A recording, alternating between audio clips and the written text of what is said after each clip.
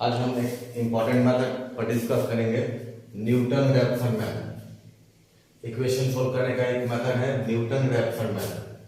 पहले हम क्या मानते हैं कि let x naught denote an approximate value of the desired root of the equation f x equal to 0। X naught क्या है? अप्रोक्सीमेट वैल्यू है किसका? F x equal to 0। ये एफ एक्स इक्वल टू 0 एक इक्वेशन है जिसका एक naught approximate है। अप्रोक्सीमेट यानी एक्यूरेट नहीं है। And let h be the correction which must be applied to x naught. और एच क्या है? करेक्शन। करेक्शन की आवश्यकता है जिससे हमको एक्यूरेट रूट आ जाए, क्योंकि एक्स नॉट क्या है?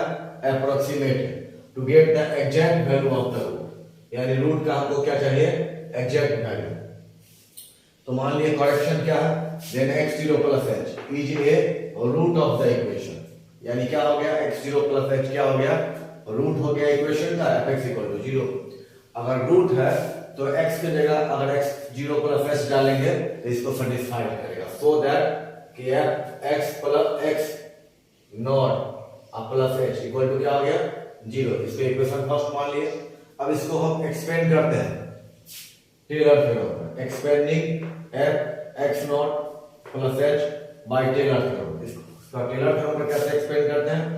पहले f x naught plus h f dash x naught plus h square by factorial 2 f double dash x naught. यानी ये f x नॉट का एक बार डिफरेंशिएशन और ये क्या है? Double differentiation.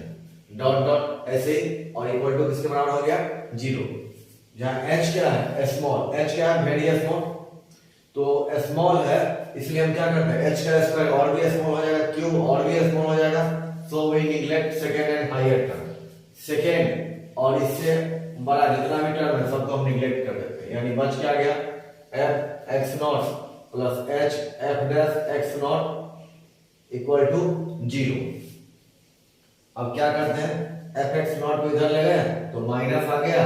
अब h लाते हैं इसके बाई में कर देते हैं, यानी minus F x not by F dash x not. ये h का वैल्यू हो गया। तो एक्स नॉट इक्वल टू क्या है? X not plus h। तो एक्स नॉट तो रहा और h की जगह हम क्या डाल दिए? Minus F x not by F dash x not. X not है, ये x नॉट यहां चला है, ये f डैश वाला x नॉट आ गया। अब सिमिलरली अगर हमको निकालना है x2 तो क्या हो जाएगा? x1 minus h। x1 का वैल्यू यही रहेगा और h का वैल्यू जो यूज होगा वो क्या होगा?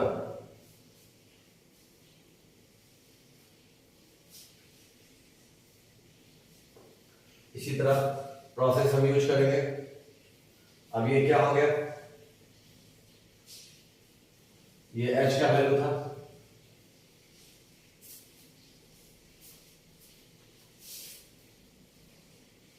इसका फॉर्म है यहां देखिए x1 है तो x0 x naught plus h यानी x नॉट। तो यहां क्या हो गया? x not by f dash x not. यहां x2 इक्वल टू क्या है? x1 minus h। यहां x1 तो यहां क्या होगा? f x1। नीचे में क्या हो जाएगा? f dash x1। जो यहां आता है वही यहां और यहां सेम फॉर्म में आएगा। अगर x n प्लस 1 जनरली 2 है तो 1, n प्लस 1 है तो n, अब माइनस। अब ये क्या आ जाएगा? f xn by f dash xn। ये क्या है? Newton Raphson formula. This is called Newton Raphson formula. अब इस पर हम एक एग्जांपल लेते हैं जिससे क्लियर कॉन्सेप्ट हो जाए। ये जनरल फार्मूला याद रखना है, इस पे ही प्रॉब्लम हम बनाएंगे। यानी x n plus 1 equal to x n minus f x n by f dash x n।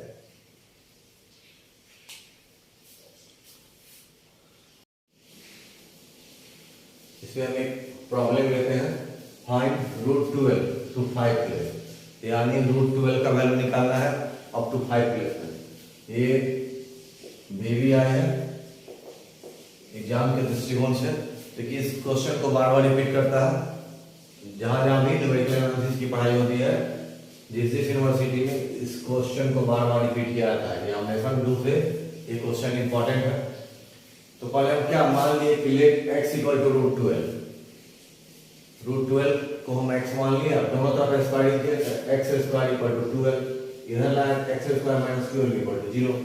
तो हम क्या टेक मान लेते हैं f(x) इक्वल टू क्या हो गया, x स्क्वायर और minus 12। Show the given equation कितना होगा, f(x) इक्वल टू 0, क्योंकि रूट निकाला है f(x) इक्वल टू 0 होगा। तो हम पहले ट्राई दो वैल्यू अपने मन से लेते हैं, एक पॉजिटिव होना चाहिए, दूसरा नेगेटिव, क्योंकि अगर हम 1 लेते हैं तो बहुत छोटा है, 2 लेते हैं तो भी छोटा है, 3 लेते हैं तो नेगेटिव है, 4 लिए तो पॉजिटिव है। तो 3 लिए तो 3 का स्क्वायर माइनस 12 माइनस 3, 4 लिए तो 4 का स्क्वायर माइनस 12, तो कितना है, एक नेगेटिव और एक पॉजिटिव। तो अब दोनों के बीच का कोई एक वैल्यू लेते हैं, तो ये कोई वैल्यू हम दोनों का जोड़ करके ले लिए 3 और 4 शेयर बाय 2 यानी 3.5।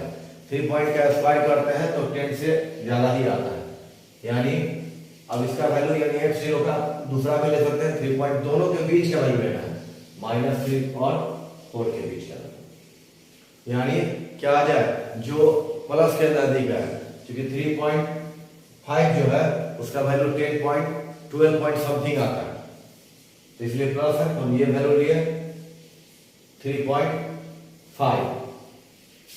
तो रिलेशन यूज करते हैं, रिलेशन जो हम फॉर्मूला पढ़े अभी कि xn + 1 equal to xn minus f(xn) by f'(xn)।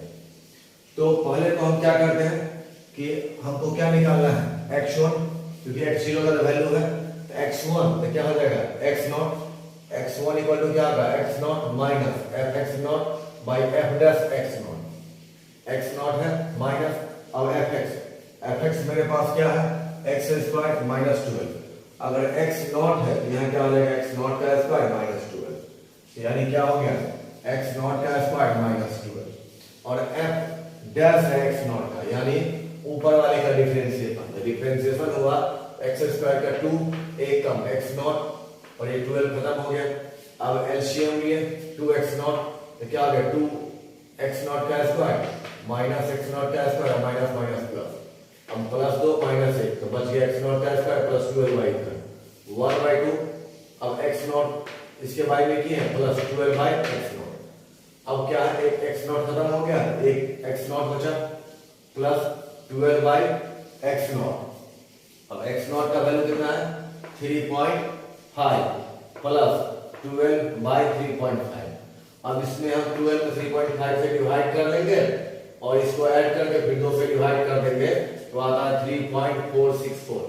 अब सिमिलरली हम x2 निकालेंगे तो क्या आ जाएगा, x1 माइनस x1 का स्क्वायर माइनस 12/2x1, यहाँ x0 था वहां x1 डाल के, सिमिलरली सेम प्रोसेस, तो x1 का वैल्यू इतना प्लस 12/x1, इससे डिवाइड करके जोड़ के फिर 2 से डिवाइड करते हैं, सिमिलरली फिर निकालते हैं x3 तो x2 माइनस x2 का square minus 12/2x2, same process इतना ही आएगा। अब वैल्यू डाल के इतना निकालेंगे। अब चूंकि है क्या कि x2 इक्वल टू x3, अब x2 और x3 दोनों का वैल्यू क्या आ रहा है, 3.4641, तो तब √12 इक्वल टू कितना हो जाएगा, 3.4641, ये इसका एक्यूरेट वैल्यू। तो ये जब हम देखते हैं कि वैल्यू रिपीट करने लगे, जैसे x2 और x3, अगर x2 x3 नहीं रिपीट होता तो फिर x4 निकालते हैं, x5 निकालते हैं, जहां पे आके वैल्यू अब रिपीट होने लगे तो वो उसका क्या हो गया, सॉल्यूशन हो गया।